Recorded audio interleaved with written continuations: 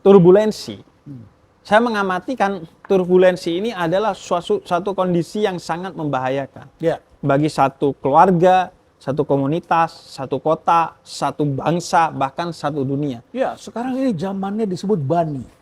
Brittle, rapuh. Oke, rapuh. Sehingga turbulent ini ya, karena ada perubahan iklim, ada perang, ada konflik, ada teknologi baru, ada robot, ada masalah mental.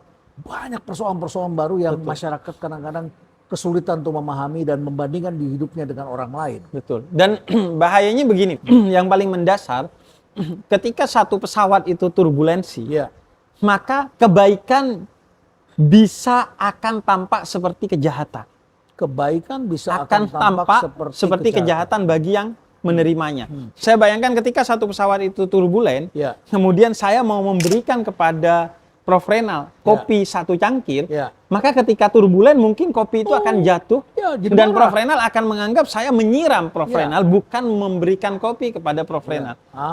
Pesan positif bisa jadi disalahpahami, sehingga kemudian kita terlibat dalam konflik yang kata salah seorang penyair di Indonesia, seringkali kita terjebak dalam pertengkaran tanpa persoalan. Pertengkaran tanpa persoalan. Betul. Di situ iblis masuk sebetulnya. Di situ iblis masuk. Bahkan saya pernah baca satu berita, ada 2 orang di pom bensin, Prof, yang akhirnya bertengkar karena saling lihat-lihatan.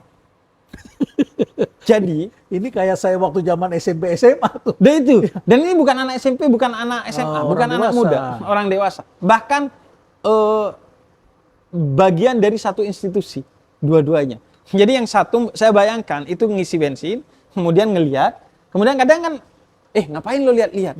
Lah, lo yang ngapain lihat-lihat? Kalau dulu begini, kita liatin, dia bilang apa lo? Iya, nah itu yang terjadi. Adu melotot, adu gede mata kita. Ya. Nah, saya bayangkan ini kan karena kondisinya turbulen. Ya. Jangan-jangan turbulensi ini suatu hari membawa kita pada keadaan di mana orang bertengkar karena bernafas. Ngapain lu bernafas? Lu yang ngapain? Kan gue duluan. Gue duluan. Akhirnya bertengkar karena ngapain lu nafas-nafas gitu kan. Dan itu menurut saya ya, Prof, bukan sesuatu yang mustahil. Saya membayangkan orang bertengkar karena lihat-lihatan itu kan dulunya mustahil. Sekarang jadi ada kasusnya. Orang bertengkar karena buburnya diaduk oleh orang yang buburnya tidak diaduk. Saya bahkan pernah dibilang Habib psikopat karena bubur saya itu diaduk, Prof. Sesuatu yang simple. Perbedaan dasar. Orang akhirnya menjadi pribadi yang tidak rasional karena dia marah kepada hal-hal yang bahkan dia belum konfirmasi. Itu real ya, sekarang banyak terjadi ya. Saya membayangkan itu seperti 2 orang tunarungu yang berbicara. Yang satu pegang pancing, mau mancing. Yang satu duduk.